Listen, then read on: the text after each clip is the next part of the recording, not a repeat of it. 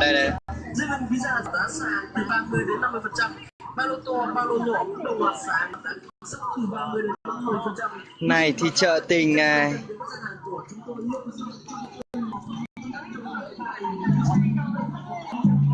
Ai xem gái này các bạn, gái này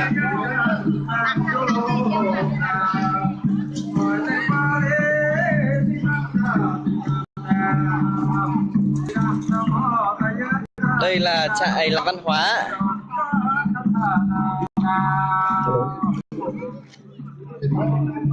Ba người xem.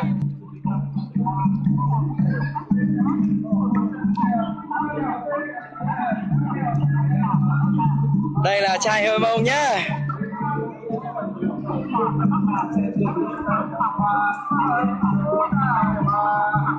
Đây gái mông đây.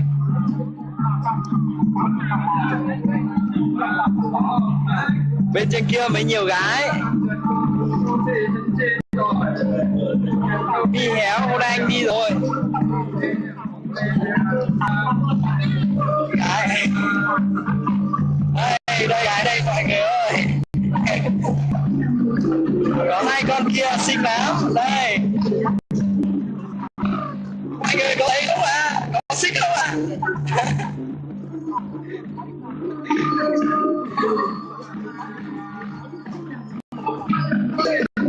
Đây.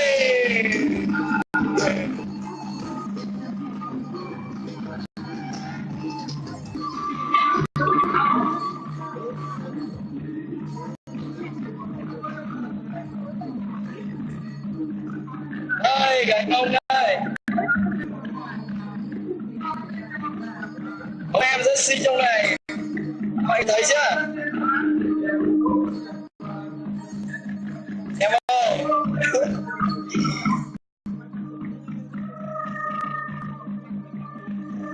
Em rất xinh nhưng mà rất là ngại.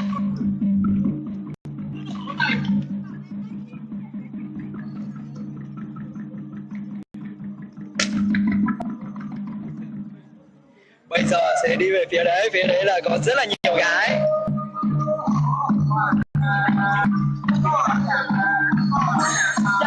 Đấy, mà không thấy đâu. Các bạn có thấy màu sắc nó rực rỡ không ạ?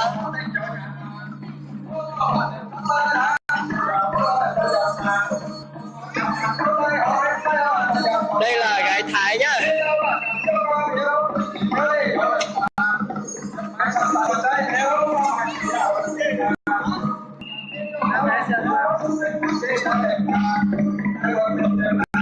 Đây là sân khấu.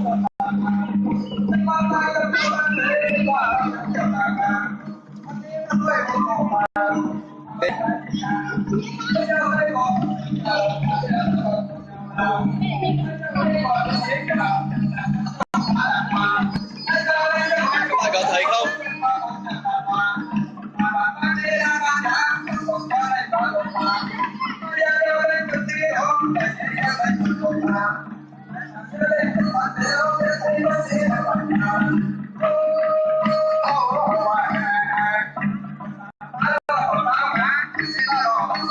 Đây khu này toàn là người Mông nha.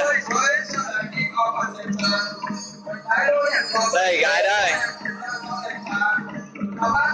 Bây giờ sẽ lên phía gái bên này.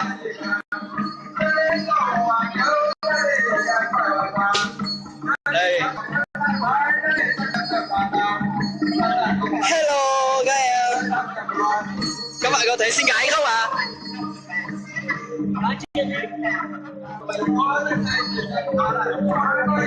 Nhớ sao à?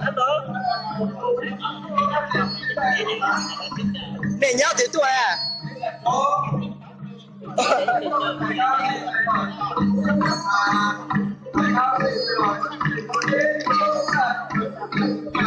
Tao ngủ rồi mời à?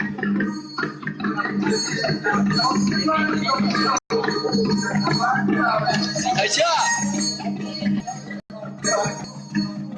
Mẹ mờ quá.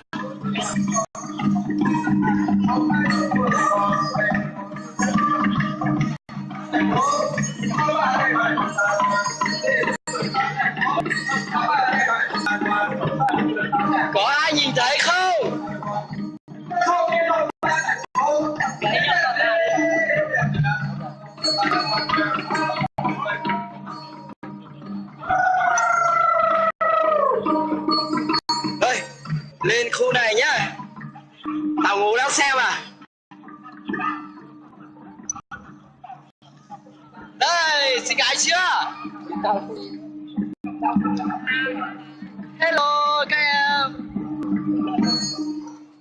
Ê, thấy chưa? Có gái không? Em này nữa. Nhớ xong à. Nhớ từ qua. Nhớ tàu á.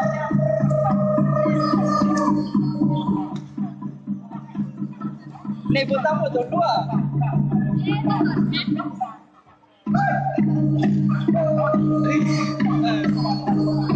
Đây, lên đây, gái quê mình đây. Ê, các bác có thấy không à? Cờ này muốn à? Sao được muốn à? Không phải muốn à? Đây của cô nha. Phải đó à? Này có đâu xem mà có em là siêu mẹ nhiều người xem này. Các bạn có thấy không à? Đây, nhiều gái cực kỳ luôn. Rất là nhiều gái ạ.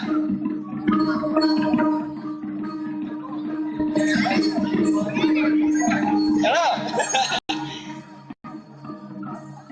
Đây. Các bạn có thấy không ạ? Gái có xinh không ạ? Bây giờ xa hai em kỳ lung linh. Các sao à? Các sao à? Đi nhau thì tuổi.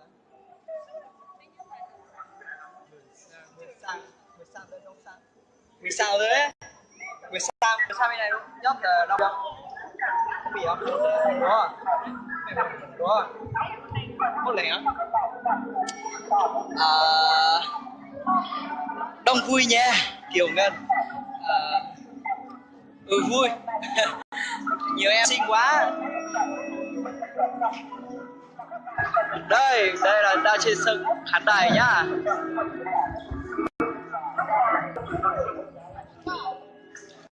Này thôi lỡ thả ít lô luôn lỡ lấy trong cơ sở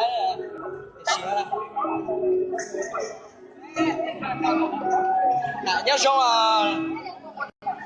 Thực ra hết hao anh đi tới đây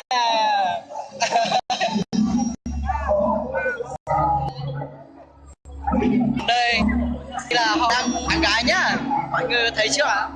Đây. Hello. Coi sao đó. Bây giờ sẽ sang bên này có rất là nhiều gái xinh, trời ơi xinh quá. Đây, cậu thấy không?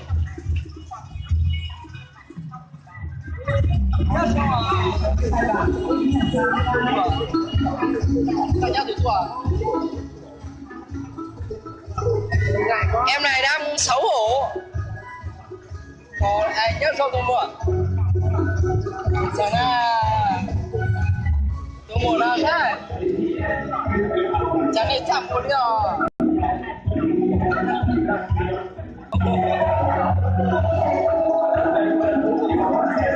Bây giờ là em rất là ngại bởi vì em còn trẻ con.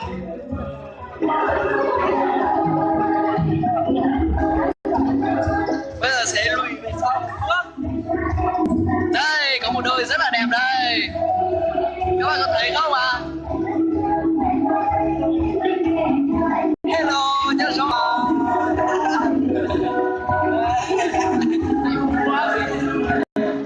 áo đồ xinh lúc đã là do phát hiện rồi.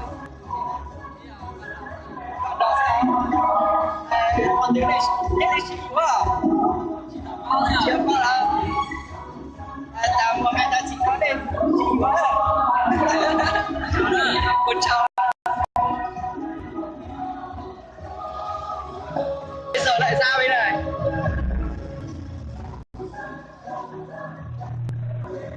Hai em nữa. Nhớ số à.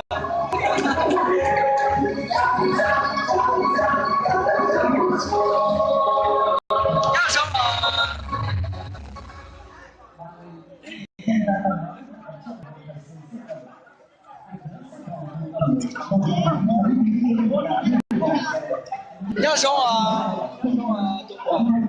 có hai lọ lụa của tao đó. Tao chỉ có gì đó. Tao chỉ à? Cậu của tao một tuần luôn à? Chị tao. Tao nói cho biết rằng lại chỉ một nên trong cả xe. Anh có lúc bây giờ chàng.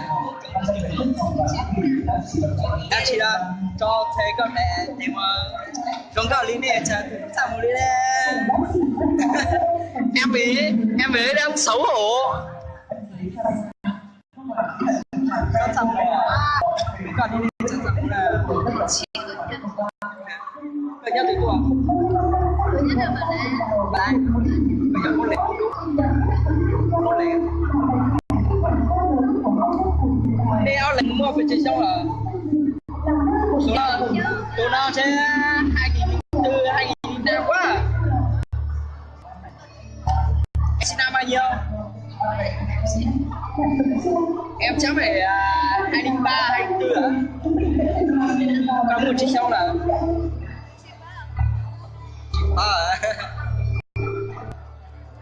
bị nhòe rồi, trời ơi bờ quá. Ngồi ơi, yêu không?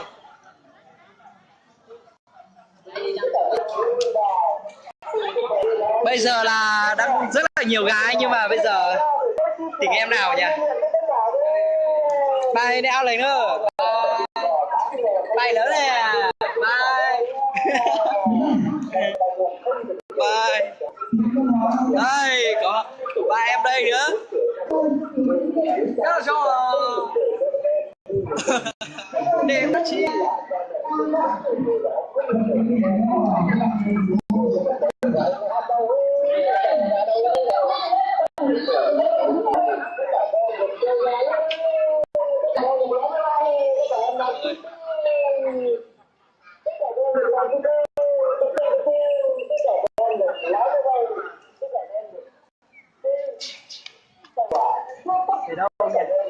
Em nào khu nào nhiều gái xinh vậy?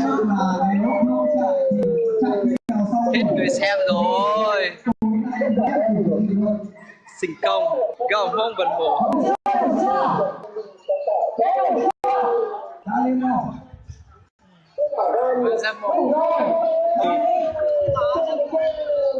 Bây giờ là đang ngó được một em rất là xinh rồi. Có ai đúng không ạ? Chỉ có mấy em bé bé đây thôi. Hai đường kìa. Đây á? Rồi mọi người sẽ thấy gái rất là xinh luôn. Chị chạy đi nhiều ấy.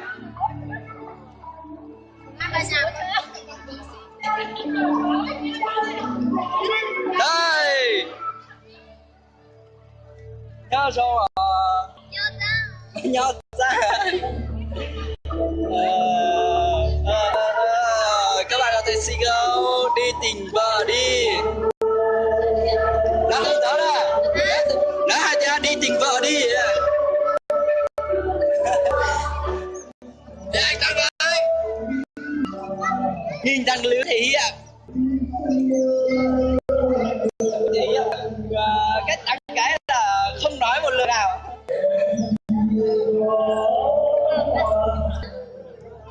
Làm đâu ấy? Sẽ là phải đâu? Đi nhất, phải đó. Đi nha, lòng luôn. Còn bê chả? Đó, ở đó chi đó? Ở lớp mấy rồi? Chỉ cần đó. Không cả liên này, sao không có yêu gì à? Tùng bà nó là chỉ tâm của tụi luôn này. Nếu chứ nào là chỉ tâm có điểm vô này. Chị có con gì à?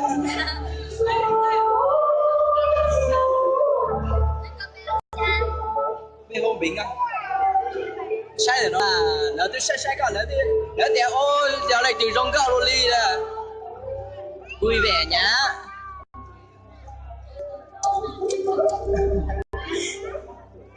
Rất là nhiều xem luôn đấy.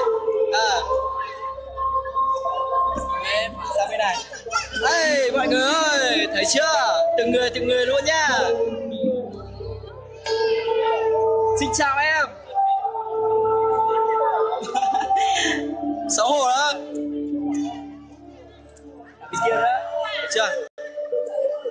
kia rất là xinh.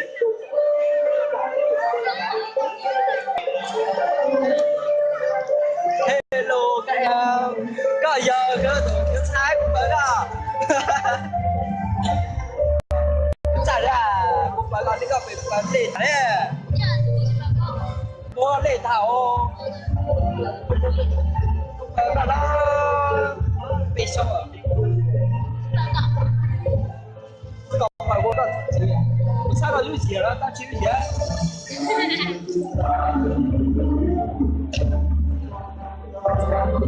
Chú sao đi rồi?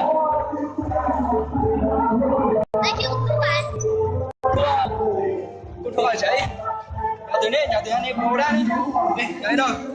Đấy, bây giờ là xin được một số để người với gái rồi. Đây. Em bên này cũng rất xinh mà em bên này cũng rất là xinh nữa. Cho cười à, còn bên đồ này thái à. Đu, bông đu đấy, tao mua. Em là xinh không tao ơi. Hello, nhớ cho cả cháu con này mua chồng ấy à? Là đồ này của nhà. Đó là mua vào cái chiều này đúng không? Hello. Thứ sản nhận không cơ, tôi biết thứ sản.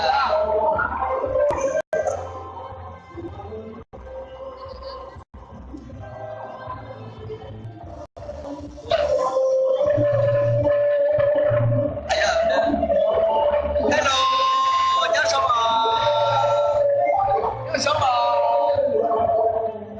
Cái thứ sản không? Hello rồi à. Hello.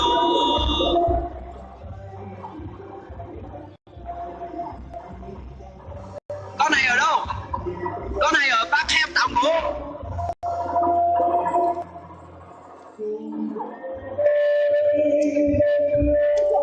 Đây là sinh viên múa.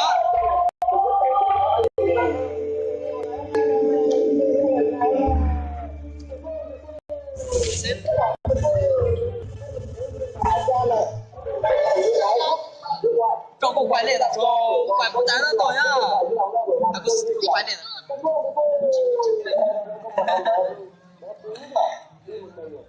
Con bị đuôi chút thái à. Con đuổi nhá đã. Đuổi chắc là đuổi này. Vui quá.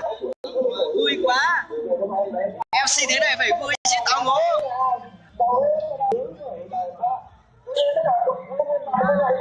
Hello.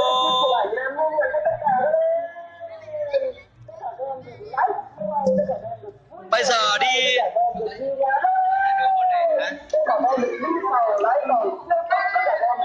Hello. Hello. Hello. Ra đây nào. Có tao một gì à? Có chồng chưa? Chưa. Em ở đâu? Hả? Kéo từ đó. Tú Bạch á? Một chị sông là chị nào bao nhiêu? Chị Tám á? Thế chị Tám là trước đi học đâu? Đi học? Xong rồi hay á? Trước học đâu? Hả? Thế sao lấy chồng nhá? Xin cái này lấy chồng thôi. Thằng này này chưa có người yêu này.